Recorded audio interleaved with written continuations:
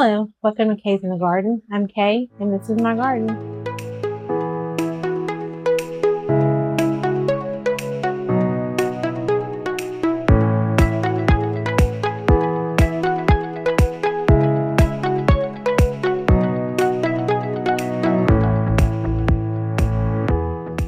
Well, guys, today is Valentine's Day. Happy Valentine's Day. As you can see, it is a rainy day here in Katy, Texas. And so it's not much that we can do out in the garden, but I am going to spend the day prepping a little bit, potting some seeds, and planning out where everything will be planted and in which bed. But before we go and take a look at the seedlings, I wanted to pop on and show you guys what's happening outside and also ask a couple questions. I would like your feedback and what your thoughts. So let me turn you around and kind of point out some of the things that I wanted to get your opinion on. Again, it's raining outside, so we're not going to actually go out in the rain. But as you can see here, I kind of have a garden throughout the backyard. There's some on the left side where it primarily started off as the main garden. And then I ended up stretching it around to the side of the house. As you guys know, on the side of the house, there's more beds. But I've started moving it to the right side. And so one of the things that I have discovered and learned is that I really don't need a lot of grass. Grass only costs money. It causes me to have to water it. I have to mow it. I have to maintain it by fertilizing it. So one of the things that I'm thinking about doing is just really heavily adding more beds to this side. And then just not having so many pots throughout. I'll have just more beds. But it only leaves this center section here of grass. So what do you guys think? You know, I don't have any pets that typically use the backyard. My children each have a dog. So when they come home, I kind of feel like there needs to be room for them to move around. But before I started planting this spring, I really thought, do I need to really focus on maybe utilizing my space more? So what do you think? Should I go ahead and just utilize the remaining part of this grassy section here and add more beds and just leave this section as grass? Or should I just leave it as it is and just continue to like use green stalks or just use the amount of space that I currently have? Okay, again, this is the main garden, and then it goes around to the side of the house this direction, and I've recently added just this section here. So give me some suggestions down in the comment. What do you guys think we should do? All right, let's head inside to the garage and take a look at the seedlings. Okay, guys, we're here in the garage, and before we head over to the seedlings, I'm going to pop in a quick video to let you see what the seedlings look like about 4 weeks ago. I think it was about 4 weeks ago. I'm going to pop in a date up here so you'll know when this video was recorded.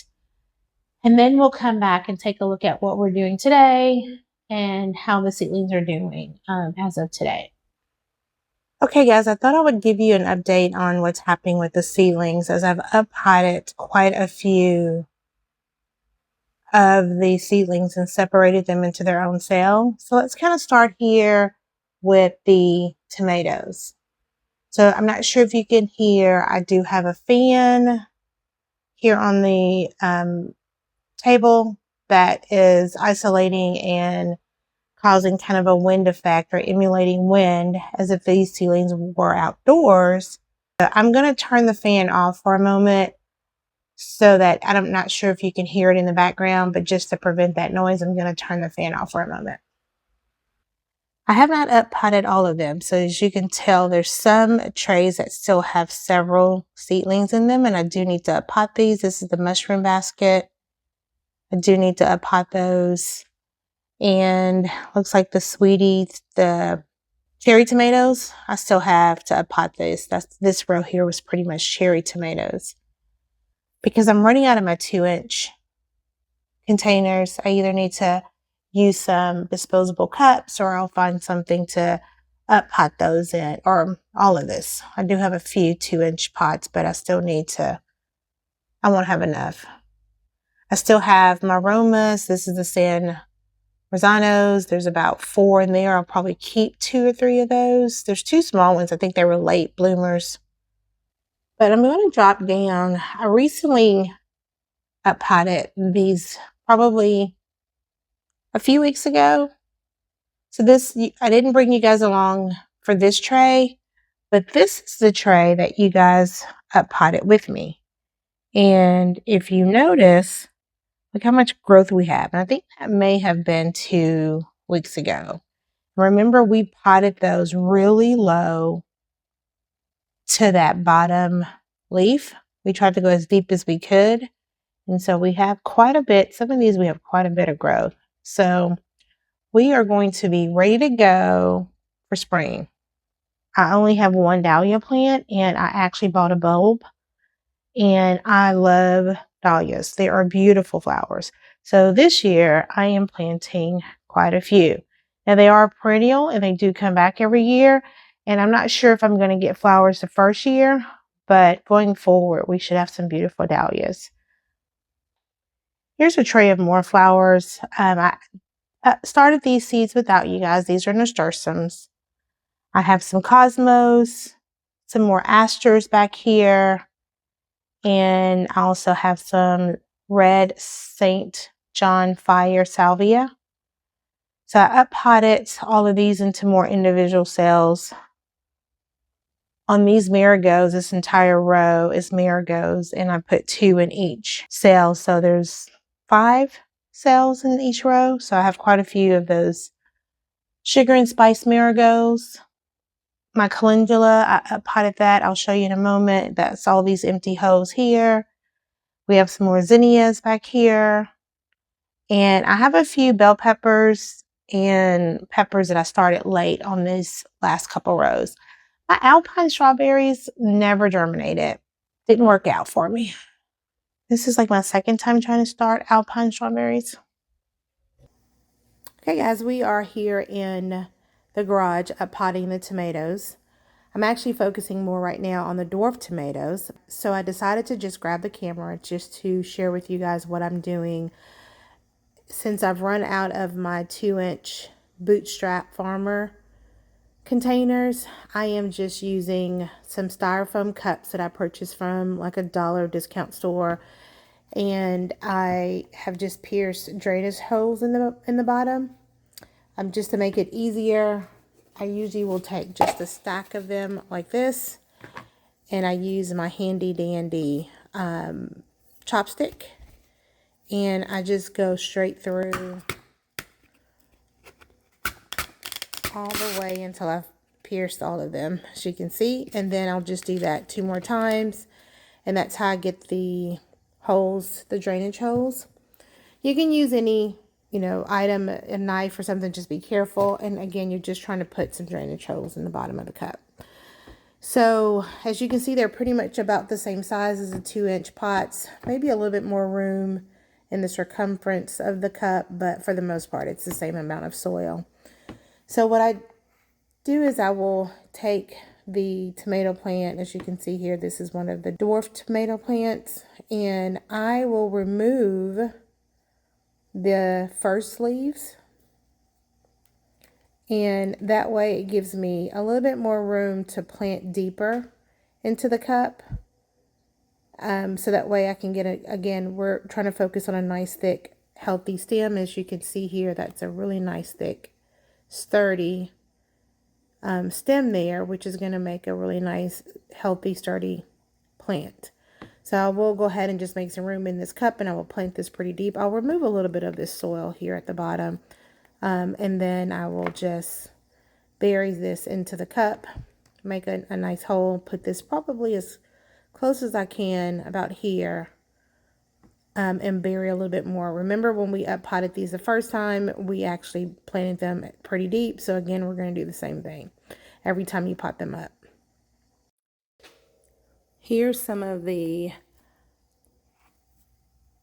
tomatoes that I potted, I don't know, a week or so ago, and I need to remove those first set of leaves. They're dying off, and they will die off. So if you see that they're getting yellow and they die off, that's fine. They're going to. So, but they can be removed at any time. You don't want to spend a lot of energy on those leaves. But you can see the tomato plants are coming along quite nicely. I not only have this tray of tomato plants, I also have this tray, which was probably potted up a week after the first tray that I just showed you. And then most recently, last night or night before last, couple of nights ago, I up-potted those. So you're going to have different stages. I can't do it all at one time, but the moment you pot it up and give it more room, they will take off. They'll continue to grow when they have more room for their roots to develop. All of these tomato seeds were started at the same time, but again, depending on when you up-pot them, you give the roots more room to grow, and they will tend to take off a lot faster. So that's an update on the tomatoes. And then soon I will start up potting my peppers. The flowers and herbs are down here, and they are doing quite well. And we'll get an update on these very soon.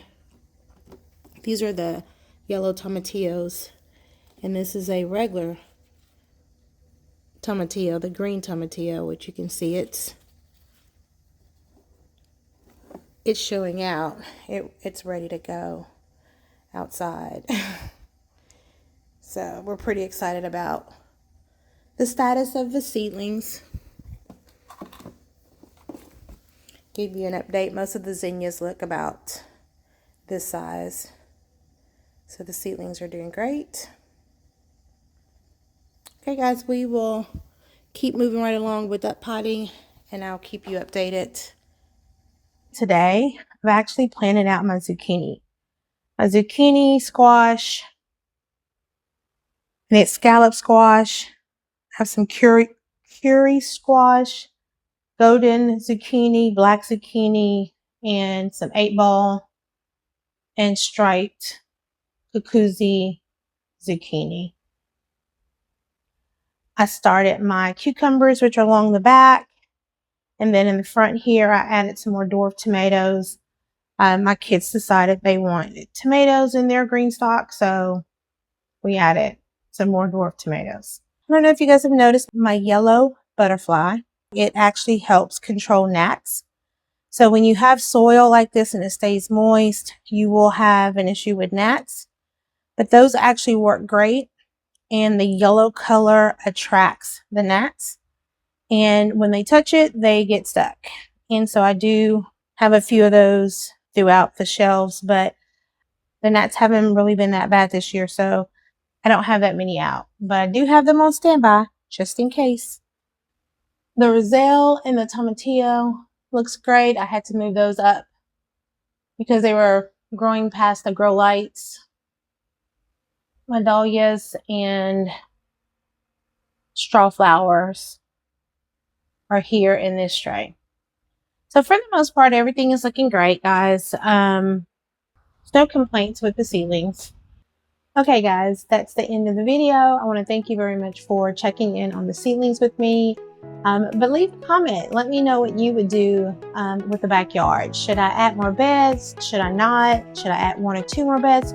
What would you do if it was your backyard? It's not a lot of extra space, and so I feel like I should just go ahead and make it a full garden in the back. So let me know what your thoughts are. Please leave a comment. I hope everyone had a wonderful Valentine's Day, and thank you very much for stopping by. Bye-bye.